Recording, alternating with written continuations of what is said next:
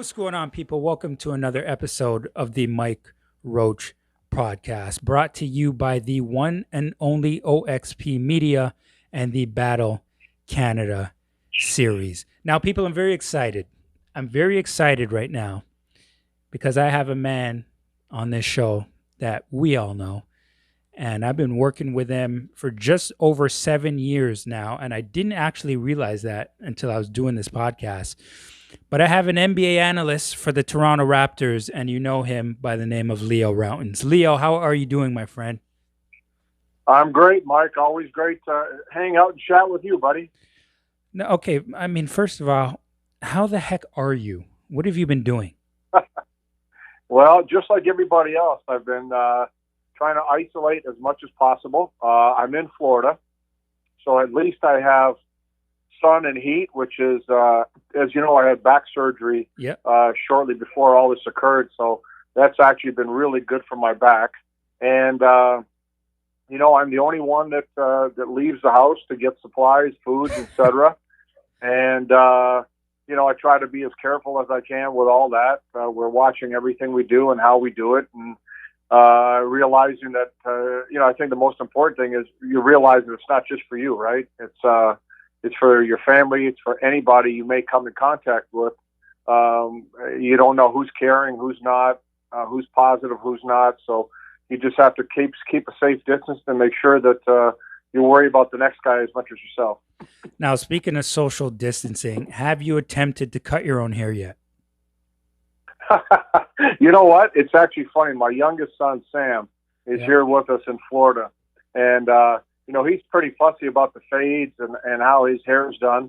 And I got my guy, Philippe, in Toronto at Fiorio, so that's my guy. But we're both realizing that it's coming close. You know, there's gonna be a time. So I told him, I said, hey, back in the day, I could do a serious fade. So I'll give you a fade if you give me a fade, right? So he's kind of been a little reluctant. I'm saying, what the heck, it's hair, right? It's gonna go back, so I'm good to go. But he's waffling a little bit.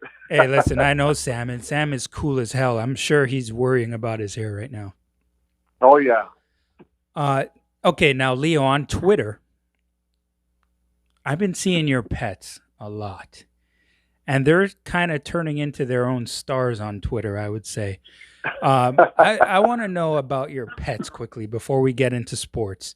And one specific... I want to know about all your pets, first of all, but one specific, I mean, what the heck happened to your pet, Rico, on Saturday evening? I mean, he slumped out on the couch, tongue hanging out. It looked like he had just played against Larry Bird in his prime or something. I mean, he looked exhausted. Tell us a little bit about your pets quickly. Well, Rico's a wild man. So Rico's a black cat that we rescued, and Rico, for all intents and purposes, thinks he's a dog. So he doesn't take any crap from any of the dogs. And we got two monsters, two Leon burgers named Cooper and Summer. Both one's approaching 150 pounds, the other one's over 100, and an 11-year-old Yorkie named Charlotte, who thinks she's the boss of the house. But Cooper, I should say Rico, has tried to rearrange the order a little bit, and the picture you saw, he was passed out on the couch. I got to show that, actually. I'm going to show that picture. Yeah, he has a lot, you know, he's out in the yard just like dogs all day, right? He's in the yard, he's catching lizards, he's fighting with the dogs. So he just kind of got gassed at one point. But they're crazy. Cooper and Rico are the two boys, and they're almost the same age. Rico's just a little bit older, about a year and a half. Cooper just turned 1. So they're going at it all the time. And the other two, you know, they kind of find their own way around. But it's funny because they all have great personalities. They all get along in their own way. And people have really kind of enjoyed seeing their interaction. And actually, Cooper, prior to the suspension or the league being suspended, I think it was right around Christmas time, he came in the studio with me at TSN with Rod. Wow. And he was a big hit. He was actually on the set, actually sat right on my lap on the set, put his paws on the table. So fans got a big kick out of him. Oh, I can tell, man. They're loving it on Twitter. Now, let's talk some hoops here now, Leo. Where were you when you got the call about Rudy Gobert. And I'm only asking you that because you guys played them, I think it was maybe 4 or 5 days previous to finding out that news. So getting that news, what was the first thing that went through your head? Well, it's actually a funny story in some ways because I did the game in Sacramento the night before. And I was actually mad because I had to fly back for studio to do the game for the Utah game. And I'm sitting there saying, well, wait a minute, what? It makes no sense, especially with my back. Why don't I just go to Utah and be the sideline for the broadcast and have a 3-man crew instead of flying all the way back? And but that wasn't the case, so I ended up flying back, and lo and behold, all this stuff happens. And right after the Utah game the next day, I flew here to Florida in the morning with every intention of being back for the next game. There was actually a 4-day break between the Utah game and the next game. Mm. So I flew back to Florida, and I was sitting here, and all of a sudden it broke, and you realize that hey, this thing's going to get suspended. This is pretty huge. And at the same time, there's a little bit of relief on my part for all the complaining and whining I did. I did not go to Utah. I was not there physically for the game. And as a result, I didn't have to get tested, and I wasn't on the traveling crew for that game. Wow. So it actually worked out in your favor to some degree. Yep. Now, when do you think you'll be back on the air calling games? Do you think the NBA is That's a great continue? question, Mike. Yeah, that's a great question. I don't think we're even close to seeing the worst of the coronavirus. I think it's going to be some time yet before it peaks. I don't think enough people are taking it seriously enough to isolate and really take social distancing as serious as possible. So I think the spread is going to continue. And I honestly don't know when that flattening of the curve is going to occur. So I really can't even speculate. I know there was some talk maybe, end of June, maybe even going to, into July. But the one thing I did hear, I forget who talked about this, but said that he thinks the NBA feels that they could actually finish whatever, I guess, season, have playoffs, and that includes getting everybody back in together in about 80 days from the time they start to finish. So that's an optimistic number. I mean, that's getting it all done in 2.5 months. But and here's probably the scarier part, that you're going to try to do it if you can in 2.5 months, and players aren't allowed unless they have a gym in their own house. They're not in gyms. They're not conditioning the way they normally would. They're certainly not going to be in game shape.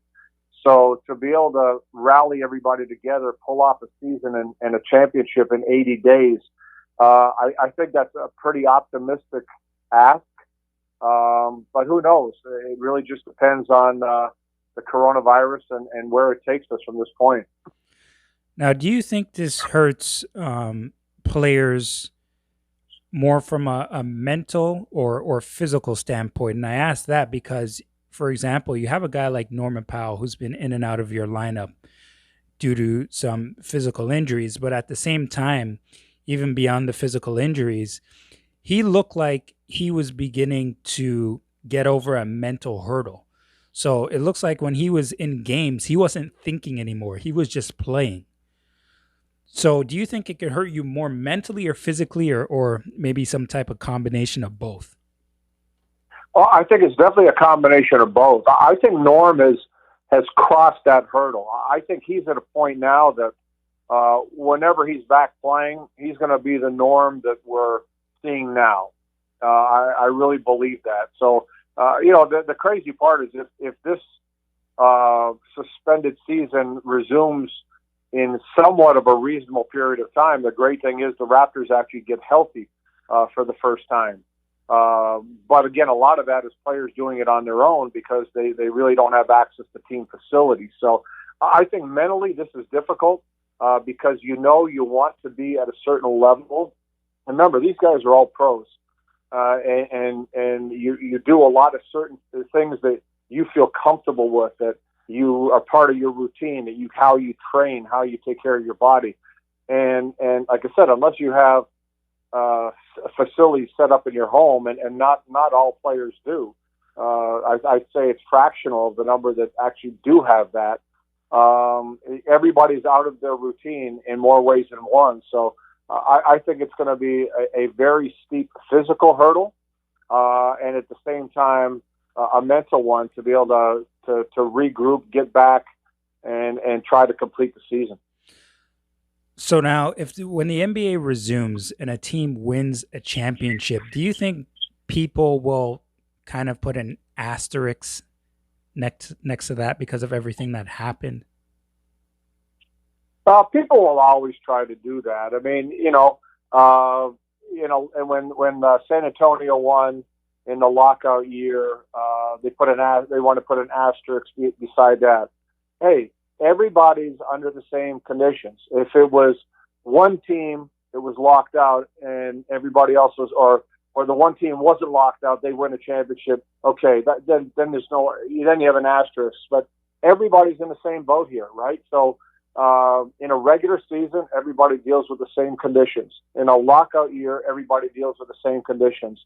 And now in a pandemic, everybody's dealing with the same conditions. So you resume. Whenever you resume, you fight for whatever you can fight for, and whoever wins, wins. And I'm not a big fan of putting up the asterisks because, like I said, then you can do it for everything. Every injury, every single thing that happens, and that there's nobody wins a championship ever without an element of luck, whether it's being healthy or a couple of shots going in, a couple of possessions here and there. That's just the way it is. So I'm not a big fan of that, but that's going to happen. It always does happen, and I think it's more of a conversation for 24-hour sports that you can critique everything, and it'll certainly be critiqued. Now, what does this do for front offices who are preparing for the NBA draft? Could this possibly be a good thing for some teams who are kind of in the middle, selecting in the middle of the first round? Because we didn't get to see guys in the tournament. What do you think about that? Yeah, to some degree, I think the tournament's overrated. You often see, and this is where I think teams make a lot of mistakes in a draft. You'll see a guy go into a tournament who teams have watched for a year, 2 years, maybe even 4 years. All of a sudden has a good tournament and the stock goes through the roof. Well, he's the same guy you've been watching and weren't too excited about for a year or 2 years or whatever. Mm-hmm. So I don't put a great deal of stock in somebody just having a great tournament. I think your scouting has to involve a lot more than that. And I think, prior to the league being suspended, all good teams have been, locking down on all kinds of players abroad and in the NCAA. And they have access to video and tape and you name it. And they're just going to have to, buckle down and do this. But I think where it hurts you the most is not being able to have individual workouts and meetings and time with the players. And I think that's important, not so much, again, you've been watching guys for an extended period of time, and yeah, you might see a few little things in the individual workouts, but more you're going to see the character, the toughness, the grit, the integrity when you have a chance to watch them personally, put them through some things you want to put them through, and then have some meaningful conversations and Q&As with them where you can really get a grasp of who they are. Now, there would obviously be some kind of a shortened version of that, but I think that hurts not being able to do that.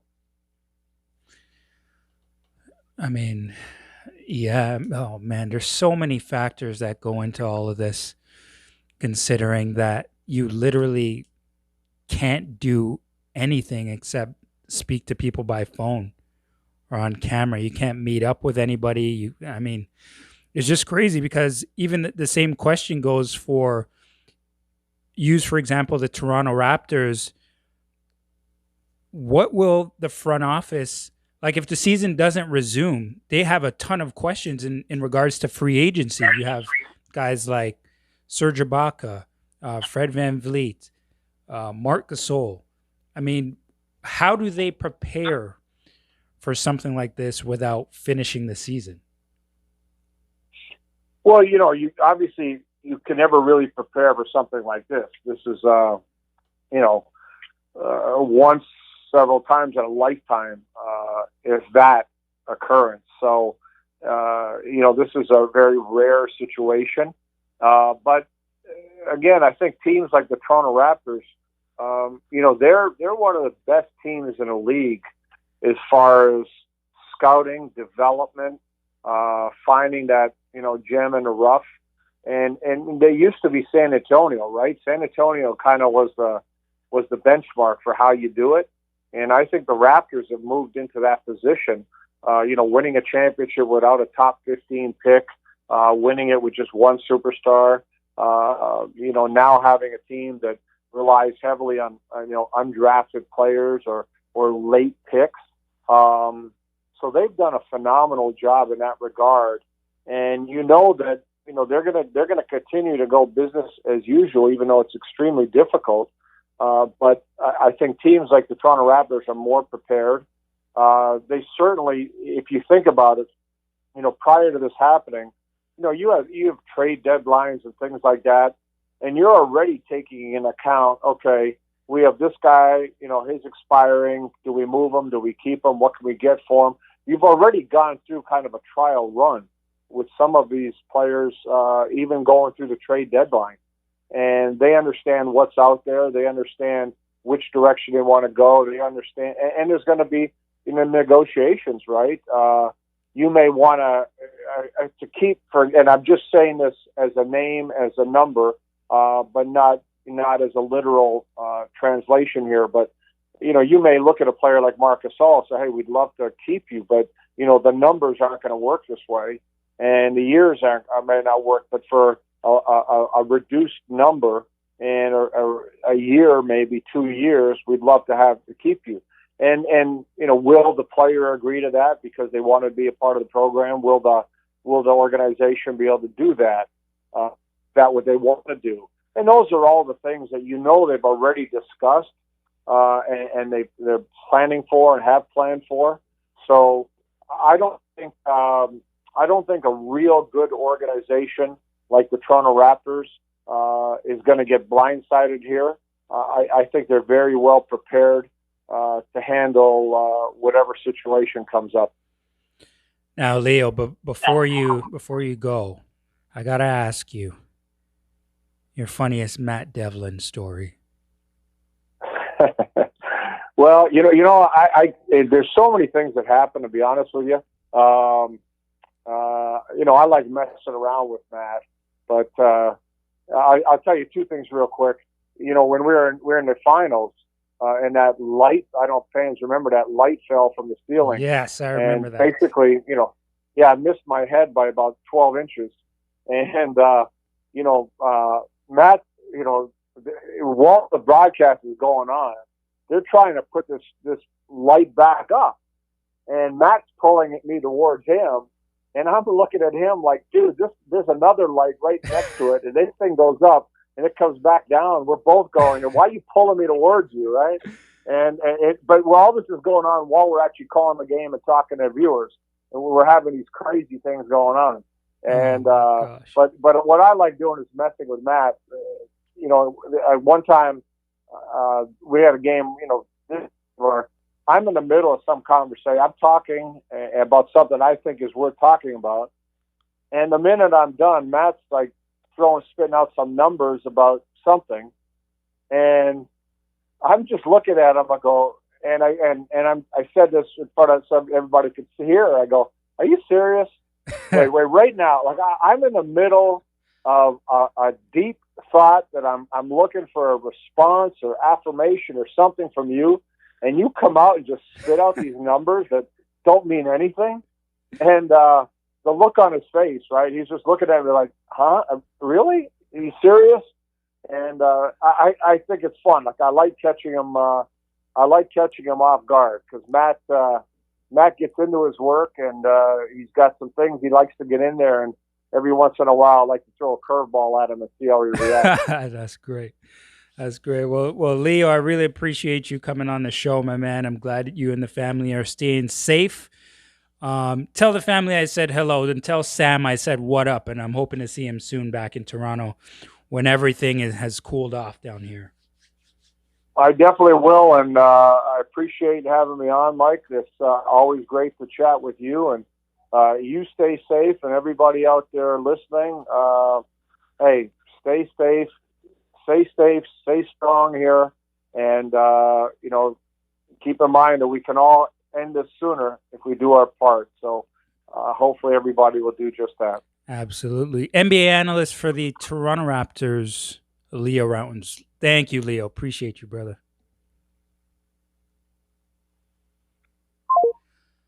That was Leo Rautins, folks. I mean, great guy. Been working with him for a long time, and he couldn't be a nicer individual to just sit down and talk to. But people, it's your boy Mike Roach from OXP Media, at Mike Roach 7 on Instagram, oxp.media on Instagram. Find me on Twitter, Mike_Roach_. And make sure you follow, share, like, comment, everything at OXP Media. I will see you again soon to deliver you some more sports content. And I'm looking forward to doing that. So see you guys again soon, man. Peace.